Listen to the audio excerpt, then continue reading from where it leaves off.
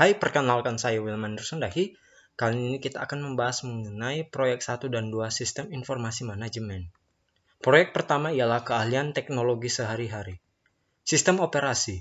Sistem operasi dapat dianggap sebagai program komputer yang menjalankan program lain di komputer Anda. Program ini menjalankan peralatan seperti hard drive dan mouse. Program ini memiliki utilitas, yaitu program kecil yang mampu menduplikasi file, menginstal peranti lunak aplikasi baru, mengatur tampilan desktop komputer Anda, dan lain-lain. Microsoft Windows. Subbab versi. Microsoft Windows adalah sistem operasi yang paling populer untuk mikrokomputer. Penemu pertama kali sistem operasi Windows adalah William Henry Gates ketiga atau lebih dikenal sebagai Bill Gates. Windows sudah ada sejak 1981 dan telah mengalami banyak perubahan yang mencerminkan kenaikan kemampuan komputer dan keberagaman yang dipasangkan untuk komputer. Versi sistem operasi Windows yang baru untuk personal komputer adalah Windows 10 yang dirilis pada tanggal 29 Juli 2015. Perlu dicatat bahwa Microsoft Office bukanlah sistem operasi, melainkan sekelompok program aplikasi peranti lunak yang mencakup Excel, Word, PowerPoint, dan Access. Microsoft mengeluarkan paket-paket layanan untuk sistem operasinya. Paket layanan atau Service Pack adalah sekelompok pembaruan yang memperbaiki kesalahan kode yang memengaruhi keamanan dan atau efisiensi sistem operasi tersebut. Cara menemukan sistem operasi dan versi pada komputer. Langkah pertama ialah klik 2 kali pada icon File Explorer, kemudian klik Disk PC, selanjutnya klik Properti yang berada di pojok kiri atas. Di jendela sistem yang terbuka, berisi informasi dasar mengenai komputer Anda. Pembaruan. Seiring dengan tersedianya program-program aplikasi baru dan dirancangnya jenis peranti keras baru, sistem operasi harus diperbarui atau update agar sumber daya baru ini dapat dimanfaatkan. Keamanan merupakan alasan lain untuk memperbarui sistem operasi, karena para hacker terus mencoba cara-cara untuk memasuki sistem operasi dan mengambil alih komputer. Microsoft dan vendor lain terus mencoba mencegah serangan dari para hacker ini. Berikut langkah-langkah untuk memeriksa pembaruan yang tersedia untuk sistem operasi Windows 10. Pertama, pastikan komputer Anda terhubung dengan internet. Kedua, klik Start, kemudian klik Settings. Ketiga, di tampilan jendela Settings, klik Update and Security. Keempat, kemudian klik tombol Check for Updates. Sistem operasi yang lain.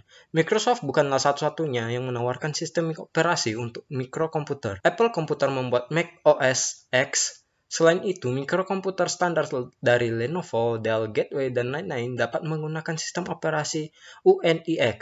UNIX adalah sebuah sistem open source yang artinya sistem ini bebas untuk diduplikasi, digunakan, dan diperbaiki oleh siapa saja. Akan tetapi, seperti Mac OS X dan UNIX, mereka menjual varian dari sistem operasi yang dimodifikasi sedemikian rupa. Biasanya untuk mendapatkan pembaruan itu dapat diperoleh dari situs web distributornya. Peranti lunak aplikasi. Hampir semua manajer atau profesional sering memikirkan mengenai peranti lunak pada mikrokomputernya, sementara para profesional sistem informasi memikirkan mengenai program-program komputer di server dan mainframe. Karena kebanyakan organisasi memiliki jaringan yang terhubung dengan komputer mikro para karyawan, virus komputer dan ancaman lain dapat menyebar ke seluruh organisasi dengan amat cepat. Identifikasi. Seberapa penting untuk menentukan versi peranti lunak aplikasi pada komputer? Karena versi yang berbeda dari aplikasi peranti lunak yang sama, seperti Microsoft Word, bisa saja memiliki fitur yang berbeda. Salah satu alasan untuk menstandarisasi peranti lunak aplikasinya dan versinya adalah untuk meyakinkan agar semua orang di dalam mengerjakan dokumen yang dapat bekerja sama dengan baik satu sama lain atau kompatibel. Pembaruan. Kebanyakan pembaruan aplikasi akan meningkatkan efisiensi operasional aplikasi tersebut. Beberapa dari pembaruan ini dapat memecahkan masalah keamanan. Namun pembaruan jenis ini tidak seiring pembaruan keamanan untuk sistem operasi. Kebanyakan orang tidak memperbarui peranti lunak aplikasi mereka dan mengandalkan pembaruan sistem operasi untuk mengatasi masalah-masalah keamanan. Melacak perubahan. Banyak yang bekerja dalam virtual di kantor yang berbeda pada zona waktu yang berbeda, dan mereka saling bertukar dokumen Word dan lembar kerja Excel yang mencerminkan kerja tim. Ini berfungsi agar kita dapat mengetahui anggota tim mana yang membuat perubahan dan pada waktu kapan. Fitur ini didapat dengan perintah tools, dikode dengan perintah track change. Dengan ini kita dapat menghidupkan dan mematikan fungsi tersebut. Perlindungan kata sandi. Para manajer seringkali menyertakan sebuah lembar kerja atau dokumen pada sebuah email. Karena email sering ditarget oleh hacker, Manajer mungkin perlu menambahkan kata sandi pada lembar kerja Excel, dokumen Word, atau presentasi PowerPoint. Dengan cara ini, meskipun dokumen tersebut salah sasaran atau dicuri hacker, akan sangat sulit bagi orang tersebut untuk melihat dokumen atau lembar kerja tersebut. Anda dapat melindungi dokumen Word dengan kata sandi, lembar kerja Excel, atau presentasi PowerPoint dengan cara mengklik perintah tool, diikuti dengan perintah option, pilih tab security, dan pop-up akan muncul. Anda akan diberi pilihan untuk menentukan kata sandi untuk membuka file, serta kata sandi untuk memodifikasi file tersebut. Virus dan spyware. Virus dan spyware merupakan masalah serius. Spyware tidak bersifat bahaya, karena tidak dikirimkan ke komputer Anda untuk menghentikan kerjanya atau untuk mencuri informasi yang sensitif. Sebaliknya, virus dibuat untuk menghancurkan atau mencuri informasi pada komputer Anda dan menyebabkan komputer Anda menjadi tidak berguna. Beberapa orang percaya bahwa hacker membuat virus agar menjadi terkenal ketika sejumlah besar komputer terinfeksi. Ancaman dan hoax. Istilah phishing digunakan untuk menggambarkan email yang meminta informasi yang sensitif dengan cara menyamar sebagai permintaan yang sah dari suatu organisasi. Jangan pernah mengirim informasi sensitif seperti kata sandi, nomor rekening, nomor kartu kredit, dan informasi lain melalui email. Kunjungilah situs web tersebut secara langsung. Proteksi. Tidak ada alasan untuk tidak memasang antivirus dan anti-spyware pada komputer dan tetap menjaganya agar selalu baru. Virus dan spyware di komputer dapat dengan cepat menyebar melalui jaringan. Jenis-jenis proteksi dibagi menjadi dua, yaitu pertama, proteksi komersial. Produk-produk ini dibeli secara terbatas, misalnya dengan membayar biaya tahunan. Contohnya, McAfee. Kedua, proteksi gratis, menawarkan aplikasi antivirus dan anti-spyware yang gratis maupun komersial. Contoh, Grisoft. Email. Email amat mudah digunakan hingga kebanyakan orang tidak terlalu memperhatikan betapa pentingnya aplikasi ini. Email amat penting untuk komunikasi bisnis. Hanya sedikit pengguna yang memanfaatkan fitur aplikasi email mereka sehingga mereka tidak menggunakan seluruh potensi email mereka. Implikasi di tempat kerja. Hampir setiap email yang pernah Anda kirimkan mungkin tersimpan di suatu tempat. Email melewati banyak server di perjalanannya dari pengirim ke penerima, dan sebagian besar dari server ini dibuat cadangannya berulang kali sehingga menyimpan catatan komunikasi email yang panjang.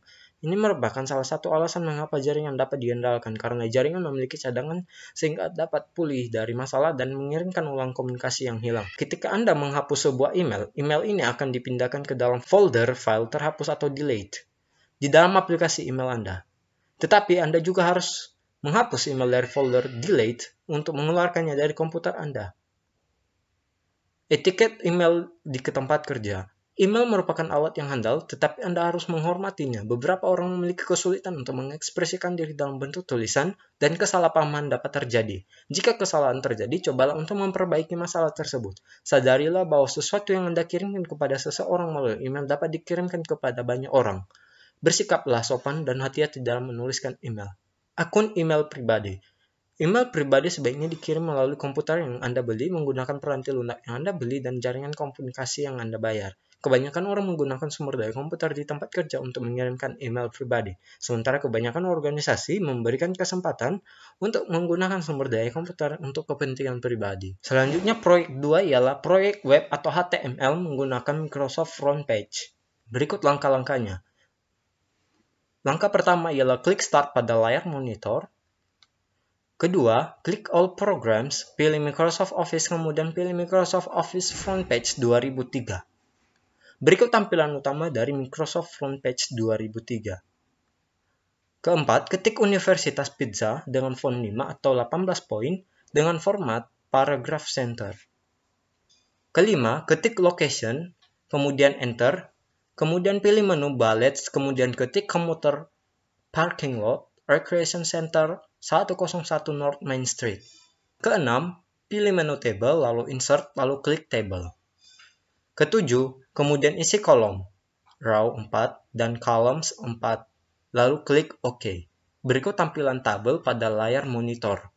Kesembilan, isi tabel dengan perintah yang ada. Kesepuluh, pilih menu Insert, lalu Picture, lalu klik Art. Kemudian pilih gambar yang Anda punya sesuai dengan tema, lalu tekan Enter. Berikut tampilan gambar pada layar monitor. Ke-12, ketik Enter, kemudian ketik Why Order From Us. Ke-13, ketik Enter, kemudian pilih klik Numbering, kemudian ketik kalimat pertama, It is the best pizza you ever taste.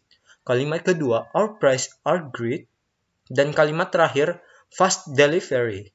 Ke-14, ketik Enter, kemudian pilih menu Insert, lalu klik Hyperlink. Ke-15, pilih email address, kemudian isi teks to display dengan Contact Us, email address dengan evarianti56@yahoo.com, subjek dengan Universitas Pizza, lalu pilih OK. Ke-16, tempatkan kursor pada depan huruf U pada kata Universitas Pizza, kemudian pilih menu Insert, lalu klik Bookmark. Ke-17, isi bookmark name dengan beginning, lalu klik OK. Ke-18, kemudian muncul bendera warna biru di depan huruf U pada kata Universitas Pizza. Ke-19, pilih menu Insert, lalu Hyperlink, kemudian pilih Place in the Document, lalu isi teks to display dengan link to my school, lalu klik OK. Ke-20, pilih menu Insert, lalu Hyperlink, kemudian pilih Exiting File or Web Page, dan isi teks to display dengan link to my school, lalu klik OK. Ke-21, pilih menu Insert, lalu Hyperlink, kemudian pilih Place in the Document, dan isi teks to display dengan Go to Top of Page, lalu pilih Beginning, lalu klik OK. Berikut tampilan dari tulisan berwarna biru pada layar monitor. Ke-23, klik Preview untuk melihat halaman yang telah selesai. Kelemahan dan kekurangan front page. Kebanyakan orang merasa mudah menggunakan front page untuk membuat halaman web, tetapi front page harus membuat berbagai asumsi dan default dalam membuat sebuah halaman web. Ini akan menghasilkan file komputer yang panjang sekadar untuk melakukan tugas yang sederhana. Keuntungan front page adalah lebih cepat, menghemat biaya pekerjaan karyawan, dan dalam hal membuat halaman web lebih mudah menggunakan front page. Kelemahannya adalah kode HTML atau kode yang diproses oleh browser internet yang dihasilkan tidak efisien. Menggunakannya sulit, komputer dan perangkat lunak harus di-download untuk mencari aplikasinya. Demikian pemaparan saya, semoga dapat dimengerti. Terima kasih.